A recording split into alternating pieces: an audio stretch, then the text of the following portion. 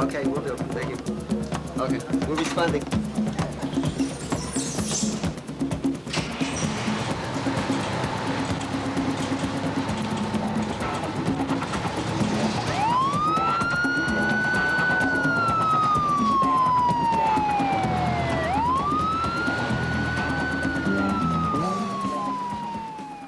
The Seagrave Tiller fire truck is one of the few vehicles where a backseat driver is welcome.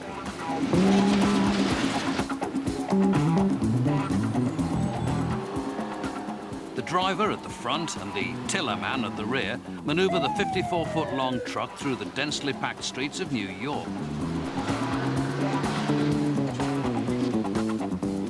For the firemen of 104 Brooklyn, the tiller truck is an essential piece of equipment that helps them save lives.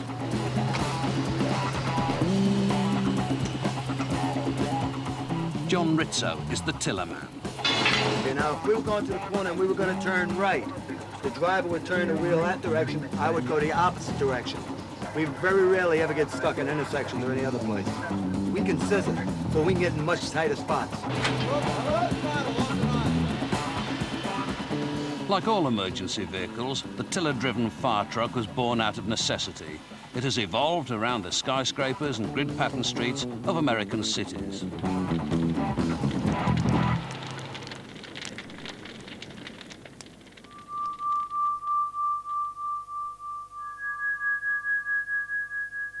The success of a modern emergency vehicle is governed by two simple but precious concepts. Is it fast and agile enough to get to the scene of the emergency on time? And does it carry the right equipment to save lives? The earliest ambulances could hardly be called emergency vehicles at all. They were simply the collection and delivery vehicles of tragedy. This is a W.G. Ducrot, built by Captain W.G. Ducrot, sometime between 1922 and 1926 at the Wandsworth Works. The engine in the vehicle is a Daimler-Benz. This vehicle was mainly used for fever patients. So you'd have been taken with this vehicle to a fever hospital. If you didn't end up there, then you would end up on one of the boats on the River Thames. They took you down to one of the jetties and they took you out on a boat onto a fever ship. The charge for the ambulance then was £0.50, 2 and sixpence. 12.5 pence now, but cost £0.50 then. When these guys were earning 12 shillings and sixpence a week, was a lot of money. Getting in and out is extremely difficult. In actual fact, the door only opens as wide as that. That's it. Now, you've got to get in there, and if you're 6'2", you've got a problem. To open the side window, if you turn the handle, the window just keeps on going up and down. The other thing about it, of course, there's lots and lots of brass on this vehicle. Brass door handles, brass headlight, brass roof light, brass on the petrol cap, needed loads and loads of polishing. The coachwork, it's wood and metal, except for the roof. The roof is actually made of tarpaulin substance, which is made the same as the old aircraft from years ago. It was stretched across the roof and weighted down and then doped until the roof was absolutely solid. You can actually walk on this roof even though it is canvas. It also had central heating. Today we have the paraffin heaters. This one was actually central heated from the engine, and the central heating pipes go right the way around the inside of the vehicle. We have had it running and used it, and it's quite warm in the back once you get it going. The elegant lines of the coach-built Ducrot came from the era of the horse. Its predecessors in the London ambulance service were simply horse-drawn coaches for the sick. Early fire appliances were called fire engines because of the steam-driven pump mounted on the horse-drawn carriage with the fireman. The basic principles of firefighting have always been the same. You need a pump to put out the fire and a ladder or escape to rescue the victims. And you need to get there quickly.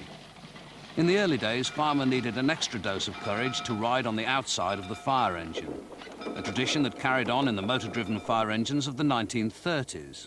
Most of the fire engines before the war were these type here, where you stood outside on the ledge alongside the fire engine and hung on like grim death, because if you didn't, well, there were several firemen who had been injured and killed through being thrown off.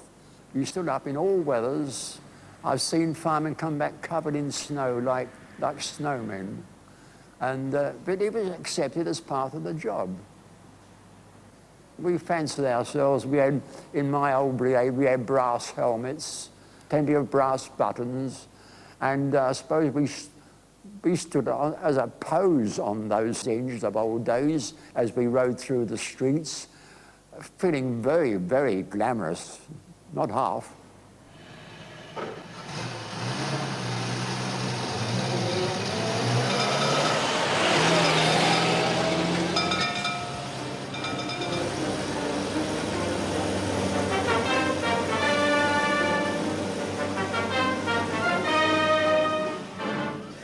Despite its toy town appearance, this 1934 Leyland Cub could reach speeds of up to 50 miles an hour. With its own wheeled escape ladder and a pump that could deliver 500 gallons a minute, there was a real chance that if the alarm was raised in time, the fire might be extinguished and lives saved.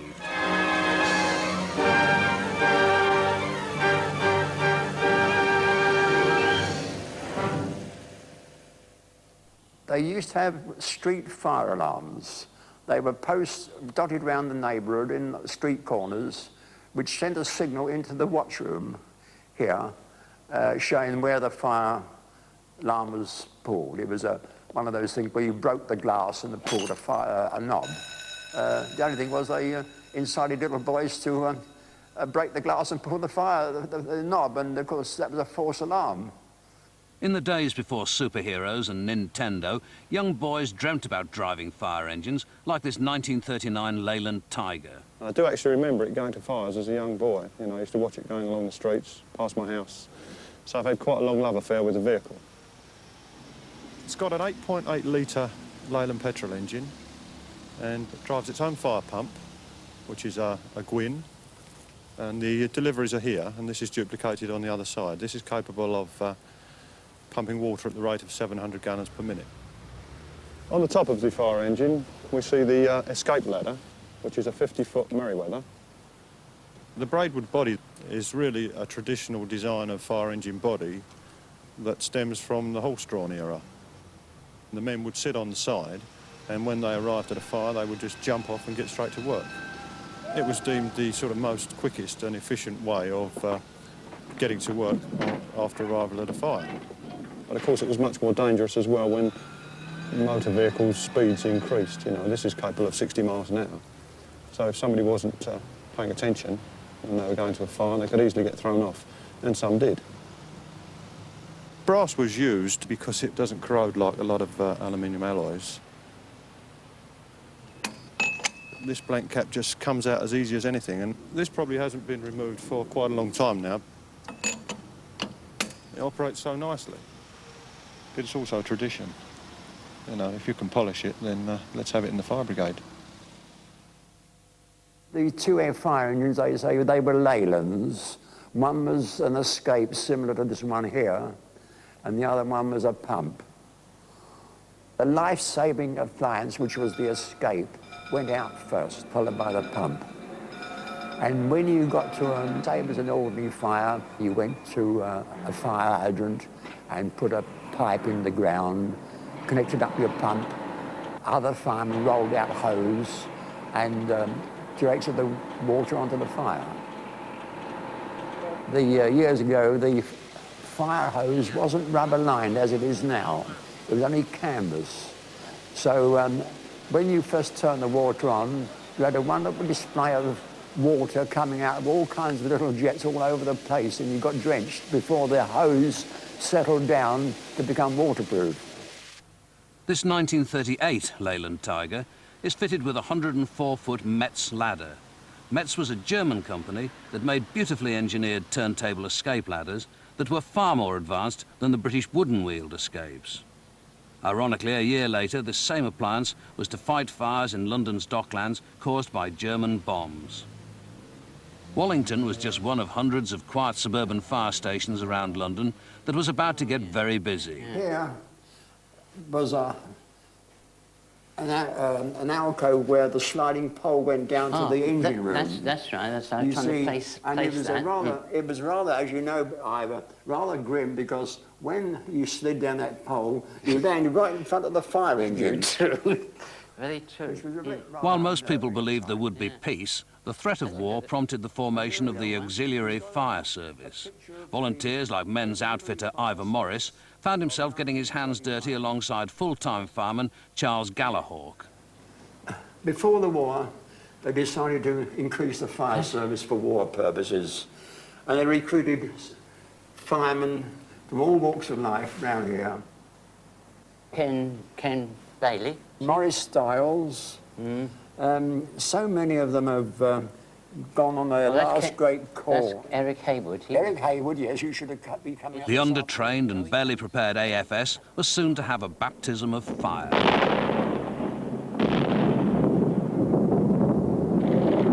To these chappies who came in for the wartime, they did a wonderful job. Without any experience, regular firemen had never seen fires in their life like the fires during the war.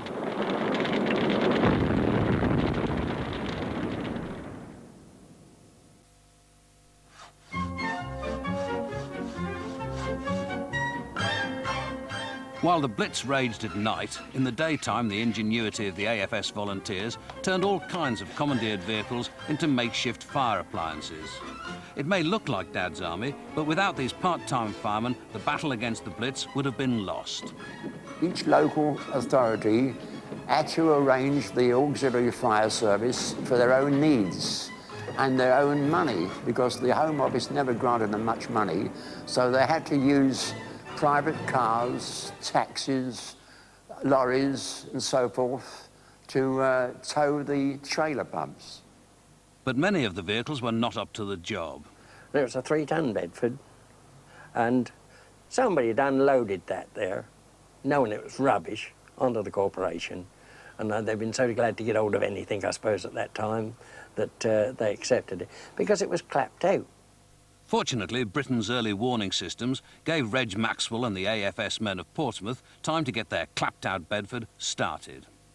You had a yellow alert, which meant to say Jerry had set off from home and was on his way over to England. You had a purple alert next, which said that he was coming your way, and then you had your red alert, which meant to say usually that he was over the top. When the yellow came through, you had to push this 3-ton Bedford up the length of the street, all of you, until it fired and you got it going, and then you brought it back. By that time, the purple, if it was going to be a red, the purple had come through and the red had started, and you just connected up and went straight away on your rounds.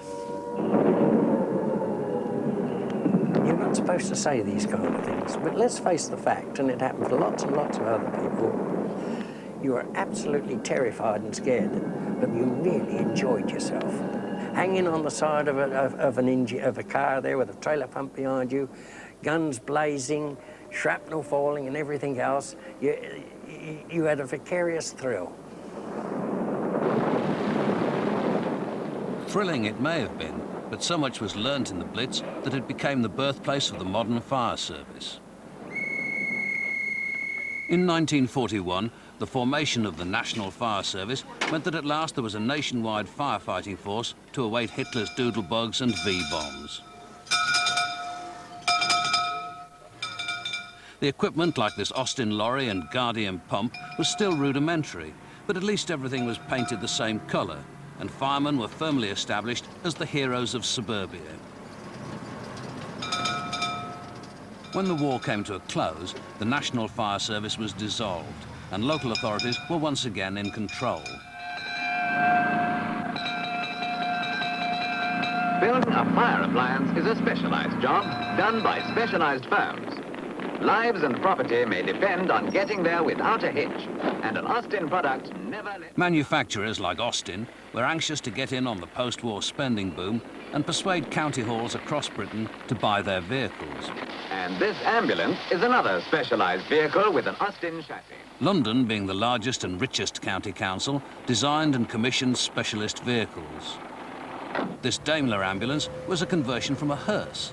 It was as much a part of the 50s as rationing. This one was built in 1947, It continued in use right through until 1965. A large engine, 6-cylinder petrol, and of course, being a Daimler, it was fast, smooth, nice big bulbous tyres, low slung. When it was originally brought on the scene, it bounced quite a lot on the back. So what they did, they put a 600-weight composite floor in the back to weigh the back down. And that made it very, very smooth. There was a little problem with that, was the fact that it had wire brakes. And consequently, with the weight, it wouldn't stop. So then they changed the braking to the servo system, and problem solved. And even today, this one is still beautiful to drive. The Daimler represents one of the great moments in British ambulance design. The next generation was a compromise. This 1958 Wandsworth was based on a sluggish Austin delivery van. With its fiberglass body, it had a veneer of modernity, but in reality was unstable and drafty. But resting in the corner of a workshop in North London is ambulance heaven, in the form of the ill-fated Sovam. This is the Reeves Sovam ambulance. It was built in 1971-72 after the Ogle report. And the Ogle report said that an ambulance vehicle should be as a casualty on wheels. And if you look in the back of a modern-day vehicle, you'll see that most of the equipment, style and stowage is made from this vehicle. It's strange, actually, but it's got a wheel on each corner, unlike any other vehicle. The wheels are spread right at the back and right at the front, and the stretcher actually lays between the wheels. As far as the patients were concerned, it was excellent. The ride in the back is absolutely unbelievable. It cost something like about £36,000. And at that stage, an ambulance was probably 8,000 or 9,000 in 1970-71. So this was a very expensive vehicle. While it took the ambulance until the 1970s to reach its ultimate form, the fire engine had its golden age during the 60s. Nearly all the major commercial vehicle manufacturers became involved, with local authorities like Surrey producing their own bespoke coachwork. This fire engine here is Dennis F24. Was brand new to Esher Fire Station in January 1961. And it remained there in service until 1974. It cost just over £4,000 when it was brand new, and I think you can call it good value for money. They had 17 years service out of it. It's a unique machine in as much that it was only 7'6" wide, it could go down the lanes, but it's very, very fast. It's as fast as your new fire engines are today. A little like a Swiss Army knife, a classic fire engine hides a multitude of functions and useful tools. It's got an electric bell and a hand bell, and we keep two-tone horns on it. This is the sub-officer's little side light for looking at the numbers of houses. Sub-officer would have sat in here, the driver the other side, and it would have run with a 3-man crew in the back. So there's 5 firemen all together. In here was a hose locker. This is the old canvas type of hose. They used to hang it up in the towers when they'd been to a fire, dry it all out, and then roll it all up, scrub it and clean it, put it back on the machine. In this locker here, we have a Coventry Climax light portable pump. This is the Hillman engine, but it's a very powerful little pump. Hose reels are either side. It's got a Dennis 500 gun a minute pump on the back. And this is the days of a real fire engine. You'd hear these things coming down the road, the old bells ringing, and the firemen were all there with all the black gear. And as they went down the road, you'd normally see loads of kids going down the road, follow after it. You'd see a fire down the road, a grass fire or something, and there'd be 100 people standing there watching it. We're up to 40 mile an hour. We're going up to 50. We've got a nice straight road here.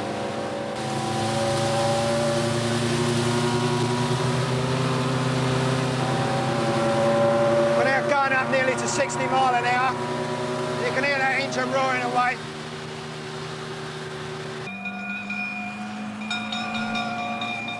It's a 6.5 litre Rolls-Royce engine. One of the characteristics of this machine is when you were taking your foot off the throttle after a long run, you could stick your head out the window like this and you'd see a sheet of flame come straight out the exhaust pipe. So you can imagine the oncoming traffic seeing a sheet of flame come out. That would frighten the life out of them.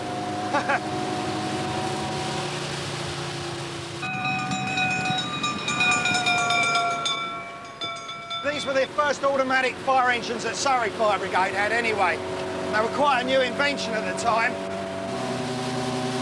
And the road holding was very good. Now we're carrying 400 gallons of water and the machine is fully stowed. You've got an all-up weight of about 7 tonnes. You have to think of read the road ahead all the time because you can't stop them.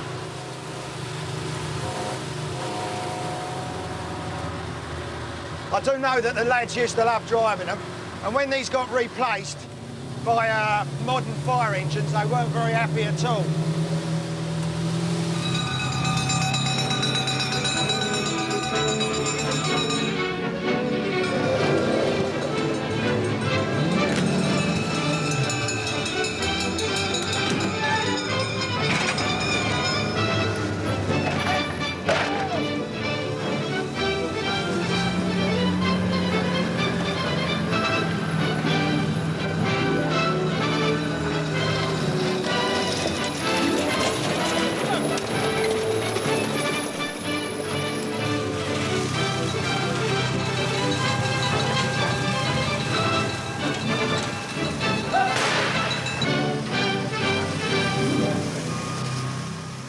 They were a real fire engine as opposed to appliances today which all look the same. Just looks like a bread van really with a ladder on the roof.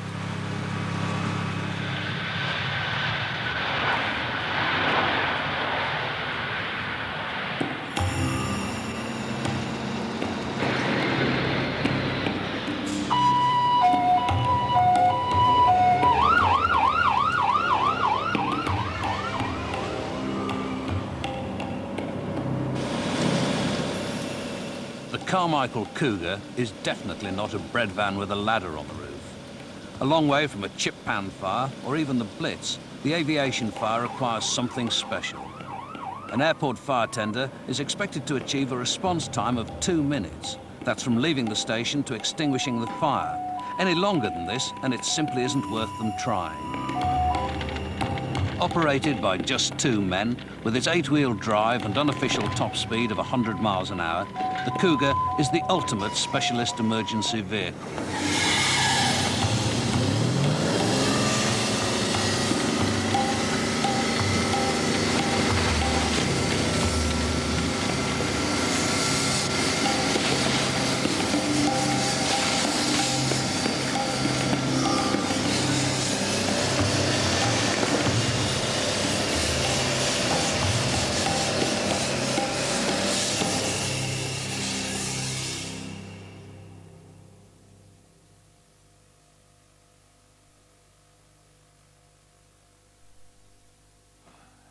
Massive classic trucks.